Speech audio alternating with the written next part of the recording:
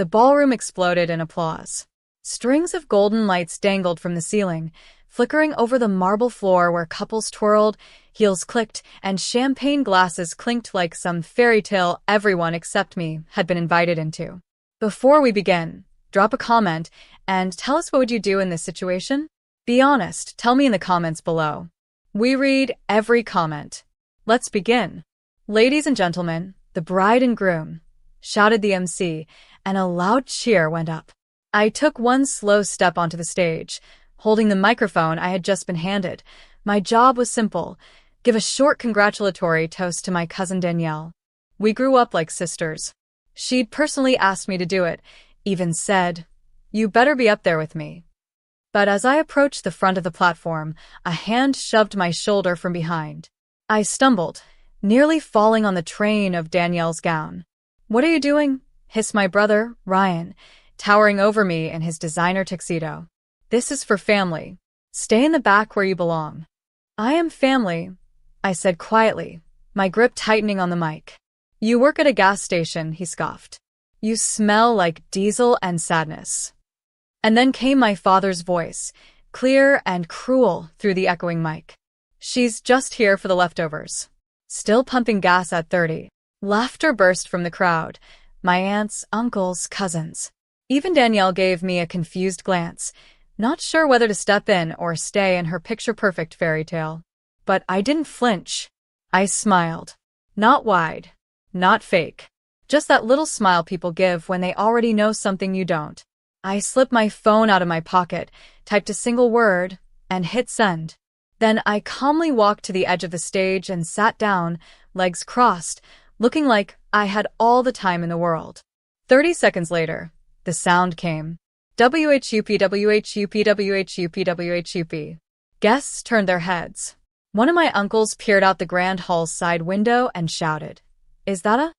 The windows rattled. The chandeliers shivered.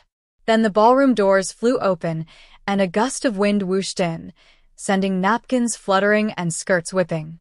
Standing in the doorway was a man in a dark, tailored suit. 6'3", clean-shaven, steel-gray eyes. His gaze scanned the room once, then landed on me. He stepped forward, heels echoing on marble, and the room fell into stunned silence. I stood, slowly, like I had practiced this moment in a mirror 10,000 times. Because I had. He reached me and said just one thing. "Ready to go, Ms. Blake?" And in that second, the whole room shifted. Ryan's jaw dropped. My father's wine glass slipped from his hand and shattered. Danielle covered her mouth. And my brother, who once laughed when I asked him to co-sign a loan, literally stumbled back into the wedding cake. Because the man standing beside me wasn't just anyone.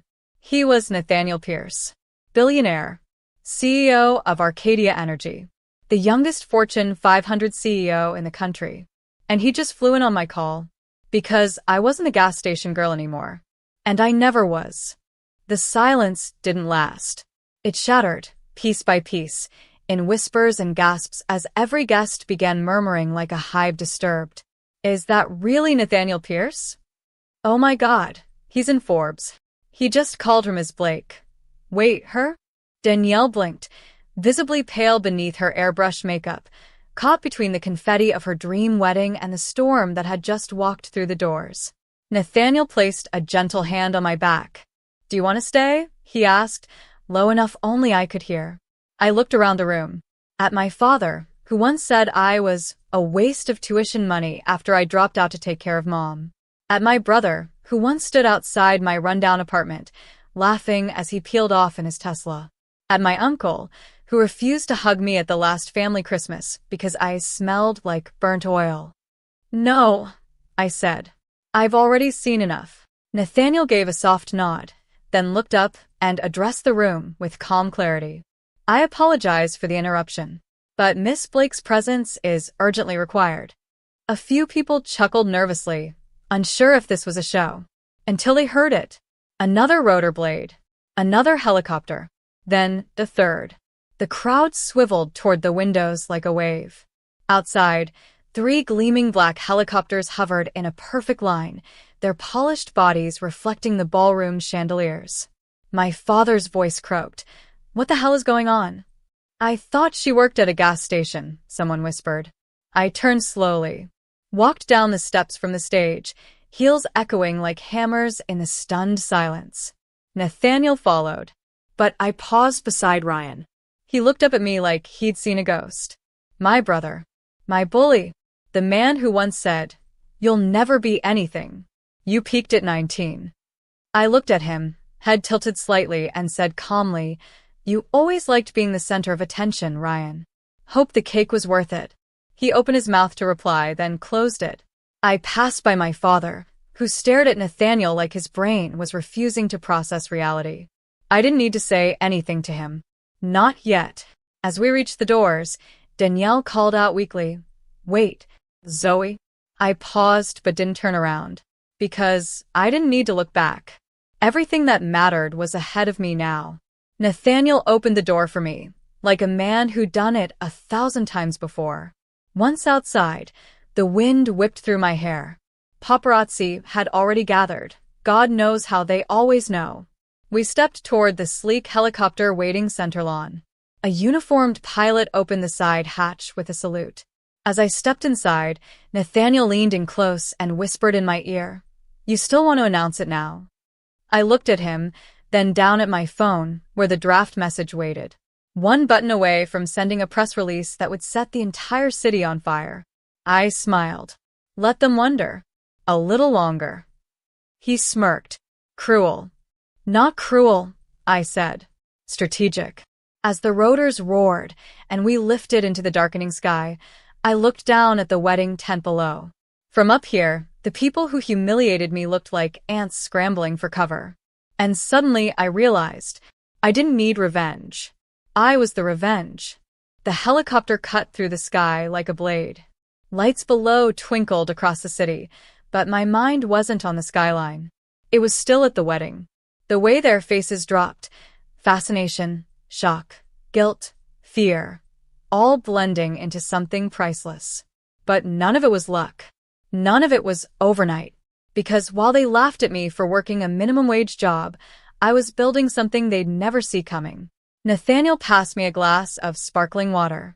You okay? I nodded, gripping it, then loosening my hold. Yeah. I didn't expect it to feel like that. Like what? Like I finally had nothing to prove, and they knew it. He leaned back, studying me with the same quiet intensity he had when we first met. Not at some glamorous party, but at a busted-up Chevron station at 3 a.m. when his car had broken down. I was the only one working that shift. Grease on my sleeves. Bags under my eyes. No idea who he was. And still I helped him. Gave him free coffee. Let him borrow my phone. Sat with him when he looked too exhausted to drive. I didn't even ask his name. But 2 weeks later, he returned. With a business card and an offer. I could use someone like you. Not just for the job. For everything. That's how I became his silent partner. Off the record. At my request. Because I wanted to earn every bit of it without being called someone's girlfriend or kept woman. And I did. Over the next 4 years, while I kept that gas station job to protect my mother's medical insurance, Nathaniel helped me build an investment portfolio. Helped me go back to school under a fake name. Taught me the world of private equity, of startups, of buyouts. I made millions before I ever stepped out of that apron. But I never told my family. Why would I? They didn't care where I disappeared to between shifts. They never asked where the bruises on my hands came from, or why I couldn't make it to Thanksgiving because I was flying to Tokyo. They didn't want to see me win. But now? Now, they had no choice. The helicopter touched down on the rooftop of a 65-story building, Pierce Holdings HQ. As I stepped out, Nathaniel offered his hand. You sure you want to go through with this tonight? I turned to him. They pushed me off a stage, I said, voice steady. Laughed at me like I was a bug under their shoe. I'm not doing this for revenge. I'm doing this for clarity. He smiled. Then it's time. We descended into the top floor, where a polished boardroom awaited, gleaming glass, black marble, dimmed lights. My assistant, Harper, already had the folders lined up. Press release goes out in 45 minutes, she said. Your father's firm is already flagged in the preliminary acquisition alert. Good, I replied. Let them see it before anyone else. Because what they didn't know yet, what none of them knew, was that I had just bought out 67% of my father's investment firm through a shell acquisition. Effective tomorrow morning, I'd be the new majority owner. And the only call they'd be getting would come from me. The next morning was crisp, cool, and uncaring. I sat alone on the balcony of my penthouse, robe cinched around my waist, coffee in hand, eyes fixed on the phone screen like it was a loaded weapon. Across every business channel, CNBC, Bloomberg, The Wall Street Journal, my name was front and center. Zoe Blake acquires majority stake in Hawthorne Capital. And under that headline, daughter of founding partner executes silent takeover after years of estrangement. The reporters were already circling like vultures over a fresh carcass. But I wasn't thinking about headlines. I was thinking about the moment they'd see them.